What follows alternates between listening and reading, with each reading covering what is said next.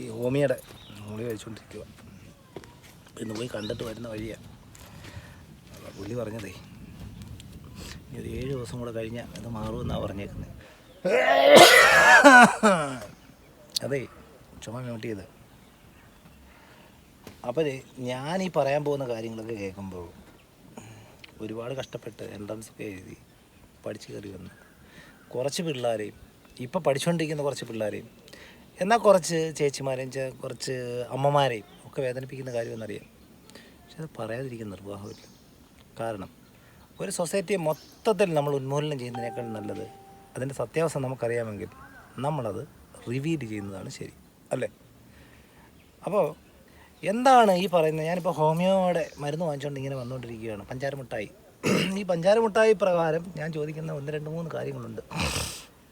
എന്താണ് ഈ പഞ്ചാര മിഠായിയുടെ അടിസ്ഥാനപരമായ ഹനുമാൻ എന്ന് പറയുന്ന ഡോക്ടറാണ് ഇതിൻ്റെയൊക്കെ അടിസ്ഥാനപരമായിട്ട് ചെയ്തിരിക്കുന്നത്. ഡോക്ടർ ഹനുമാൻ നമ്മുടെ സ്കൂളിലൊക്കെ പഠിച്ചിട്ടുണ്ട്.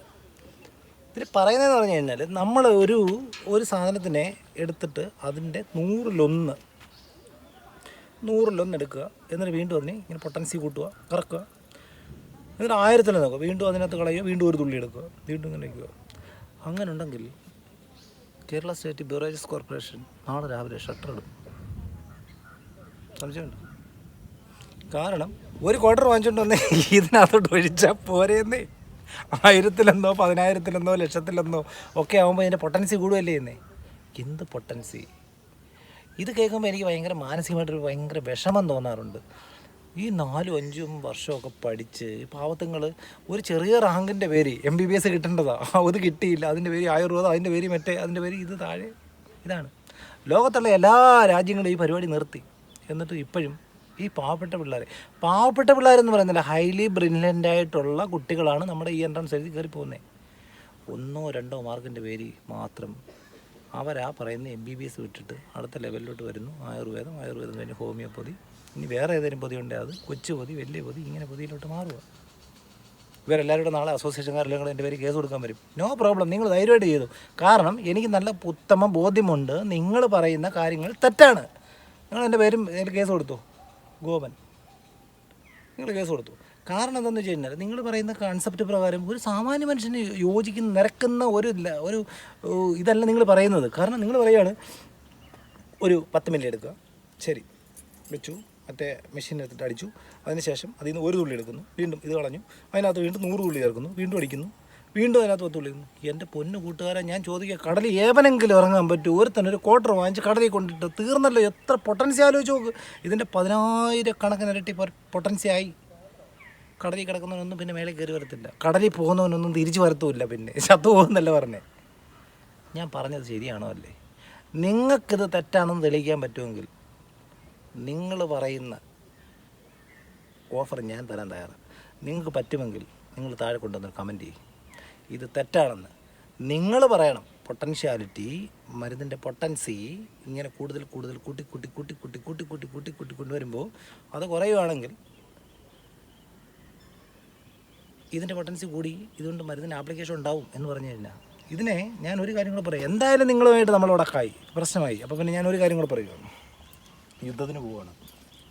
2 AK-47 എന്താ ഞാനെടുത്തു. എൻ്റെ കൂടെ 25 പേരുണ്ട്. നമ്മൾ 25 പേരോട് അങ്ങോട്ട് പോവുകയാണ്. 25 പേരോട് പോയിട്ട് എല്ലാവരും വെടി വെച്ചു, ഇതിനിടയ്ക്ക് വെച്ചു. ഞങ്ങൾ 10 പേര് തിരിച്ചു വന്നു. ഈ 10 പേര് ഹോമിയോ ഗുളിക കഴിച്ചവരാ.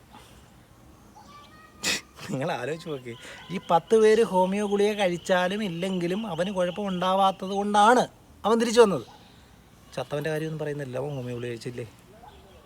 അപ്പം ഞാൻ പറഞ്ഞത്, നിങ്ങൾ ഈ സാധനം ചെയ്താലും ഇല്ലെങ്കിലും ഒരുമാതിരിപ്പെട്ട പനി ഇതുപോലുള്ള പരിപാടിയൊക്കെ ഈ പറഞ്ഞ 6-7 ദിവസം കഴിഞ്ഞേ വരത്തുള്ളൂ. നിങ്ങളിനി എന്നാ ചെയ്യുമെന്ന് പറഞ്ഞാലും ശരി തന്നെ, ഒരു 4-5-6 ദിവസം കഴിയുമ്പോൾ ഓട്ടോമാറ്റിക്കായിട്ട് ഇത് മാറും, പോവും, അല്ലേ? അപ്പോൾ പറയാം ഒരു കാര്യം ചെയ്യും. പിന്നെ ജഗതി ഇടയ്ക്കൊരു കാര്യം പറഞ്ഞായിരുന്നു, ഈ മരുന്ന് നിങ്ങൾ 1 സ്പൂൺ എടുത്ത് കഴിച്ചതിന് ശേഷം 2 പാരസെറ്റമോൾ കഴിക്കുക, നിങ്ങളുടെ തലവേദന മാറും. ഇതല്ലേ ചെയ്യുന്നത്? ഇതല്ല ചെയ്യുന്നതെങ്കിൽ നിങ്ങൾ ആദ്യം ചെയ്യേണ്ടത് എൻ്റെ പേരിലൊരു കേസ് കൊടുക്കണം, ഹൈക്കോടതി കൊണ്ടൊരു കേസ് കൊടുക്കണം. ഞാൻ നിങ്ങളെപ്പറ്റി അപവാദപരമായി ഈ പറയുന്ന സാധനത്തിൽ ചെയ്തിട്ടുണ്ടെന്ന് പറഞ്ഞാൽ നിങ്ങളൊരു കേസ് കൊടുക്കും. പക്ഷെ നിങ്ങൾ അത് തെളിയിച്ച് തരണം എനിക്ക്. നിങ്ങൾ തരുന്നത്രയും ഗുളിക ഞാൻ കഴിക്കും. പഞ്ചാര മിഠായി നിങ്ങളെ മോശപ്പെടുത്താൻ വേണ്ടിയല്ല പറയുന്നത്. ഞാനിത് എന്തുകൊണ്ട് പറഞ്ഞു എന്ന് ചോദിച്ചാൽ, നമ്മുടെ ചുറ്റുപാടുമുള്ള ഒരുപാട് പാവപ്പെട്ട ആൾക്കാരുണ്ട്. അവർക്ക് ഇംഗ്ലീഷ് മരുന്നെന്ന് പറഞ്ഞു കഴിഞ്ഞാൽ ഈ മെഡിക്കൽ സ്റ്റോറിലും ഇംഗ്ലീഷ് മരുന്നിലും ഒക്കെ പോയി വാങ്ങിച്ച് കഴിച്ച് ജീവിക്കാൻ നിവൃത്തിയില്ലാത്തത് കൊണ്ടാണ്. കരൾ, ഹൃദയം, കിഡ്നി ഇതൊക്കെ അവരുടെ തകർന്നിരിക്കുകയാണ്. അപ്പോൾ അവർക്ക് പോയി ചികിത്സിക്കാൻ മറ്റു വഴിയില്ല.